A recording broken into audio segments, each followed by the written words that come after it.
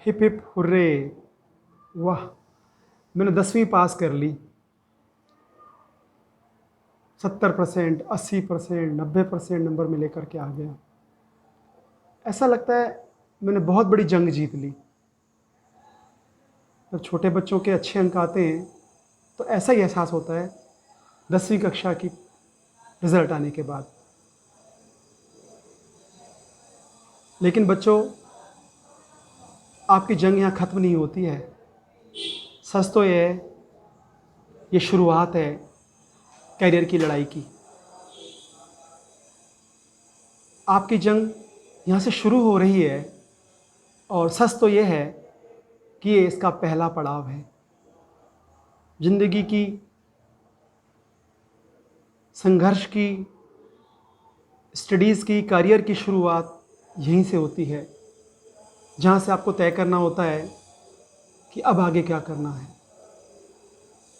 बच्चों, इसमें कोई शक नहीं कि आपने बहुत अच्छे अंक प्राप्त किए हैं। आपकी आँखों की चमक ये बताती है कि आप अपने भविष्य को लेकर बहुत चिंतित हैं। लेकिन भविष्य तभी बन पाएगा जब आप अगला कदम सही उठाएंगे। नमस्ते बच्चों, हम एक बार फिर हाजिर हैं अपने चैनल सर्वोदय विद्यापीठ सीकरी पर कैरियर गाइडेंस की अगली वीडियो लेकर के आपके सामने हाजिर हैं। हमें खुशी है कि आपने हमारी पिछली वीडियो को बहुत पसंद किया, बहुत अच्छा सब्सक्राइब किया। Many thanks. और आप सभी के लिए शुभकामनाएं अपने उज्जवल भविष्य के लिए। तो बच्चों, हम बात कर रहे थे कि अब आगे क्या करें।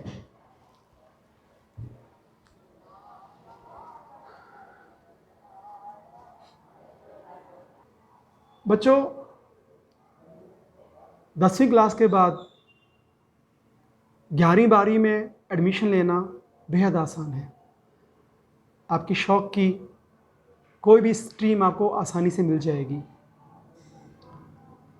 लेकिन 11वीं 12वीं के बाद क्या करना है, ये हम पहले से निर्णय नहीं ले पाते, जिसका नुकसान हमको तब होता है जब हम अगले चौराहे पर पहुंच जाते हैं। मैं डॉक्टर बनना चाहता हूँ, इंजीनियर बनना चाहता हूँ, साइंटिस्ट बनना चाहता हूँ, मैं पायलट बनना चाहता हूँ। बड़े ख्वाब होते हैं हमारे मन में।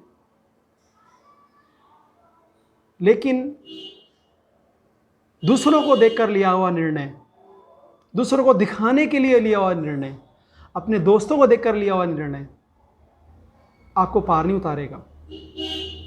हमें ये देखना होगा आपकी कैपेसिटी क्या है, आपकी पसंद क्या है, आपकी स्ट्रेंथ क्या है, आप उतनी मेहनत कर सकते हैं या नहीं जो विषय आपने लिया है। क्योंकि ईश्वर ने सभी को अपनी अपनी क्वालिटी दी है, अपना अपना मस्तिष्क दिया है। उस हिसाब से आपको तय करना है कि आप क्या ले सकते हैं, किस में आप कामयाब हो सकते हैं। हमने एडमिशन ले लिया 11th-12th में।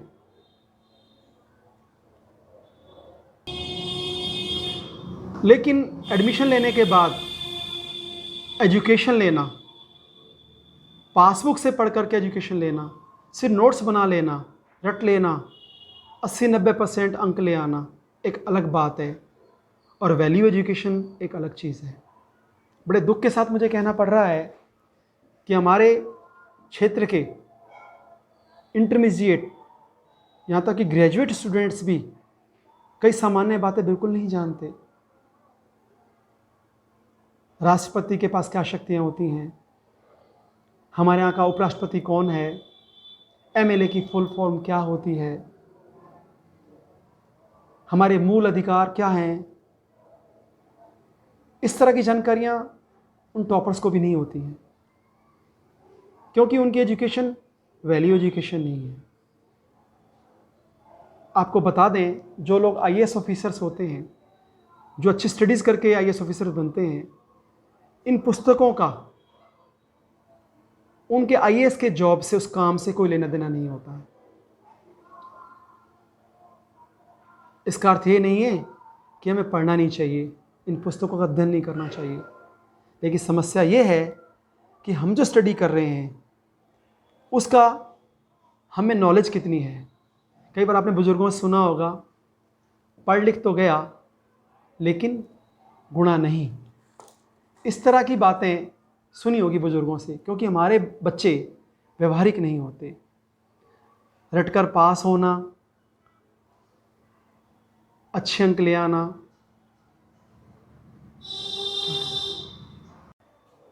वेल एजुकेशन मीन्स नॉलेज, विषय पर हमारी गहरी से पकड़,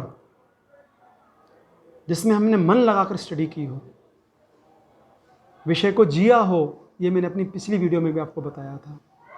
रट कर, टीप कर, पासबुक पढ़ के, 1 वीक सीरीज़ पढ़ करके पास हो जाना आपको डिग्री दिला सकता है, और वो डिग्री आपको नौकरी दिला सकती है। जब भी आप किसी जॉब में जाएंगे, आपसे आपकी डिग्री सिर्फ पूछी जाएगी और उसके डॉक्यूमेंट्स लग जाएंगे, वही सिर्फ फोटोस्टेट। उसके बाद जो काम आने वाली चीज़ है, जो आपको प्रमोशन दिलाने वाली चीज़ है, जो आपकी सैलरी को इंक्रीज़ करने वाली चीज़ है, आपके ऑफिस में आपका सम्मान बढ़ाने वाली चीज़ है, समाज में आपको जगह दिलाने वाली चीज़ है, वो है आपकी नॉलेज। आपका व्यवहारिक ज्ञान क्या है, ये देखा जाएगा। तो बच्चों, हम अपनी ख्वाहिशों को पूरा करने के लिए फॉर्म तो भर सकते हैं, एडमिशन तो ले सकते हैं, लेकिन अपनी उस ख्वाहिश को पूरा करने के लिए क्या 100% अपनी पूरी ताकत उसमें झोंक सकते हैं? तभी हम अपना लक्ष्य हासिल कर पाएंगे। सिर्फ एडमिशन लेने से कुछ नहीं होने वाला। बीए कर लो या बीकॉम कर लो या बीएससी कर लो, एडमिशन लेना बहुत सहज है। बच्चों, किसी भी काम को करो तो इतनी शिद्दत से करो कि काम को भी लगे कि मुझे सच में कोई करने वाला मिला है। तो आइए हम बात करते हैं कि अब 10वीं क्लास के बाद हम क्या लें, और उसके बाद 11th-12th में उस लेने के बाद आगे हमारा ग्रेजुएशन में क्या होगा, और उसके बाद हम किस जॉब के लिए कहाँ कैसे अप्लाई कर सकते हैं, उस पर चर्चा करते हैं। मैंने पिछली वीडियो में आपको बताया था, जो बच्चे आर्ट्स सेक्शन में जाना चाहते हैं, जो लोग 11th-12th स्टडी आर्ट्स से करना चाहते हैं, जो लोग उसके बाद बीए करना चाहते हैं, उनके लिए कौन कौन सी अपॉर्चुनिटीज़, कौन कौन से मौके, अवसर, चांसेस हैं, उन पर चर्चा करते थे। जिसमें आपको बताया गया था 12वीं आर्ट्स के बाद बीए कीजिएगा, बीएड कीजिएगा, आप उसके बाद यदि टीचर बनना चाहते हैं तो बीएड करें। और अब तो एक शॉर्ट कोर्स चल गया है बीए बीएड का, जिसके लिए आपको टेस्ट देना होगा, जिसका फॉर्म हर वर्ष जनवरी के माह में भरा जाता है, जिससे आप बीए बीएड का टेस्ट दे करके सीधे 4 वर्षीय दोनों डिग्रियां, प्रोफेशनल डिग्री एक साथ ले सकते हैं। और यदि आप बीए के बाद वकील बनना चाहें तो एलएलबी, एलएलएम भी कर सकते हैं, जुडिशरी लाइन में भी जा कर के कोर्ट जज भी बन सकते हैं। यदि आपको शारीरिक शिक्षा में रुचि है तो आप बीपीएड भी कर सकते हैं, उसके बाद एमपीएड भी हो सकती है, और आप पीटी टीचर बन सकते हैं आसानी से। इसके अलावा यदि आपको किसी खास भाषा में, फ्रेंच में, चाइनीज़ में, जर्मनी में रुचि है तो आप फॉरेन लैंग्वेज में भी अपनी ग्रेजुएशन की डिग्री को पूर्ण कर सकते हैं। इसके अलावा बीबीए, एमबीए, जिसमें आप कंप्यूटर एप्लीकेशन में, जिसमें आप मैनेजमेंट कोर्स में भी जा सकते हैं, जिसके बहुत सारे अवसर मौजूद हैं। इसके अलावा फैशन डिज़ाइनिंग, इंटीरियर डेकोरेटर्स, ये सभी आर्ट्स के बच्चे जा सकते हैं इस लाइन में। ऐसा ना सोचें कि आर्ट्स के बच्चे के लिए अवसर नहीं है। अब हम बात करते हैं साइंस लाइन की। साइंस में बच्चों, मेरी इस वीडियो के बाद आपको एक स्क्रीनशॉट मिलेगा, जिसमें साइंस और आर्ट्स लेने के बाद कौन कौन सी संभावनाएं हैं, क्या क्या आपको डिग्रीज़ ले सकते हैं, उसकी सारी जानकारियाँ आपको उस चार्ट में मिलेंगी। तो बीएससी के अंदर, बीएससी करने के बाद आप जब बीएड करते हैं तो आप टीचर बन सकते हैं, आपको एमएससी भी करने का अवसर मिलेगा उसके बाद। लेकिन बीएससी से पूर्व जब आप 11th क्लास में होते हैं तो 11th में 2 स्ट्रीम हैं, मैथ्स और बायोलॉजी। मैथ्स को बोलते हैं नॉन मेडिकल लाइन और बायोलॉजी को बोलते हैं मेडिकल लाइन। इसके अलावा एक तीसरी लाइन और भी है, एग्रीकल्चर लाइन। जो लोग कृषि में रुचि लेते हैं वो एग्रीकल्चर से भी 11वीं 12वीं कक्षा साइंस से पढ़ सकते हैं। लेकिन एक चौथी लाइन और भी है जो अक्सर सेंट्रल स्कूल्स में मिलती है, हमारे राजस्थान में लोग कम जानते हैं इसको, कि आप जो मैथ्स लेने वाला बच्चा है वो एक एडिशनल सब्जेक्ट के रूप में बायोलॉजी भी ले सकता है, और बायोलॉजी लेने वाला बच्चा एडिशनल सब्जेक्ट के रूप में मैथ्स भी ले सकता है। ऐसे बच्चे के लिए दोनों लाइनों में जाने के बिल्कुल अवसर समान होते हैं, वो बच्चा दोनों लाइनों को चूज़ कर सकता है, मेडिकल भी और नॉन मेडिकल को भी। अब यदि आप पीसीबी मिस फिजिक्स केमिस्ट्री और बायोलॉजी ले रहे हैं तो आपके लिए nursing line, compounder line, D pharma line, pharmacist line जिसमें आप केमिस्ट बन सकते हैं खुली हुई है। और जो एक सामान्य सी लाइन जिसको सब जानते हैं, एमबीबीएस, जिसके लिए आपको नीट का एग्ज़ाम क्लियर करना पड़ेगा। नीट का एग्ज़ाम देने के बाद आपको बहुत सारे कॉलेजेस के अंदर एमबीबीएस करने का अवसर मिल सकता है। इसमें भी कई लाइन है एमबीबीएस के अंदर। जो बच्चे कुछ बायोलॉजी में पुअर होते हैं या जिन बच्चों के पास लक्ष्य उन्होंने बनाया डेंटिस्ट बनने का, वो डेंटल लाइन भी चुन सकते हैं। साथ ही इसके बाद बीएससी के एमबीबीएस के बाद आपको एमडी करनी पड़ेगी, तब आप सर्विस के लिए अप्लाई कर सकते हैं।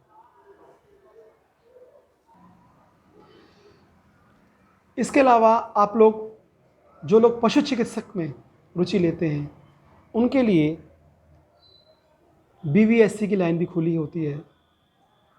जैसा कि मैंने आपको पहले बताया, बी फार्मा, डी फार्मा करके आप फार्मेसी लाइन में जा सकते हैं। और जिन लोगों ने बीएससी की है वो एमएससी करके, बीएड करके टीचिंग लाइन में भी आ सकते हैं। और जिनको ख्वाहिश कॉलेज प्रोफेसर बनने की है वो एमएड कर सकते हैं। नेट स्लेट का एग्ज़ाम दे करके यूनिवर्सिटी ग्रांट कमीशन के स्टाफ में आपका सिलेक्शन हो सकता है। जो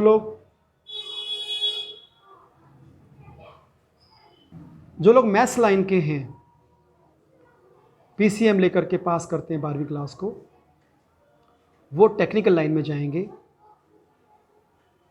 जो पॉलिटेक्निक कर सकते हैं, बीटेक कर सकते हैं। बीटेक की डिग्री के लिए पहले आरपीईटी के नाम से एक टेस्ट लगता था, लेकिन अब वो बंद हो गया है। वो सिर्फ स्टेट वाइज होता था, लेकिन अब नेशनलाइज लेवल के 2 टेस्ट हैं, AIEEE और IIT। इसके लिए आवश्यक ये है कि AIEEE के लिए बहुत सारे कॉलेजेस हैं जहाँ से आप बीटेक की डिग्री ले सकते हैं, लेकिन कॉलेज का चुनाव बहुत सोच समझ के करना पड़ेगा आपको। वैसे हमारे राजस्थान में बहुत सारे प्राइवेट कॉलेजेस हैं जिनमें आपको यदि टेस्ट के द्वारा सिलेक्शन ना भी हुआ तो डोनेशन सीट पर भी आपका सिलेक्शन हो सकता है। लेकिन इसमें आप कॉलेज का चुनाव सही करें, ये खास हिदायत है आपके लिए। और IIT में तो एक से एक बेहतरीन कॉलेज मौजूद है हमारे भारतवर्ष के अंदर। IIT Kharagpur, IIT Kanpur, IIT Hyderabad, बहुत सारे कॉलेजेस हैं। लेकिन उसके लिए बहुत कड़ी परिश्रम की ज़रूरत है आपको, तब आपका सिलेक्शन उसमें हो सकता है। लेकिन आज मैं अपनी वीडियो के अंत में फिर से एक बात दोहराना चाहूँगा कि 12वीं के बाद आप डॉक्टर बनेंगे, इंजीनियर बनेंगे, साइंटिस्ट बनेंगे, टीचर बनेंगे, ये बाद में तय होगा। लेकिन फ़िलहाल जो तय करने की चीज़ है बेसिक्स की, जो कि 11th 12th में आपको क्लियर करना बहुत ज़रूरी है। हम लोगों ने 11th 12th में अपने कोर्स को जितनी शिद्दत से पढ़ा है, ध्यान से पढ़ा है, गहराई से समझा है उसको, वही आपकी नींव तैयार करेगा आने वाले कैरियर की। इसलिए बच्चों, मैं आप सबको शुभकामनाएं देता हूँ। आप जो भी विषय चुनें उसको बेहद शिद्दत के साथ पढ़ें, क्योंकि आने वाली बहुत बड़े ऊंचे भवन की जो नींव है उसका निर्माण इस 11th-12th की बेसिक एजुकेशन से ही होगा। मैं एक बार फिर याद दिलाना चाहूँगा, ये मत समझें कि 10th क्लास के अंदर आपको मिली हुई बहुत अच्छी परसेंटेज ने आपका बीमा कर दिया है कि अब तो आप पार हैं।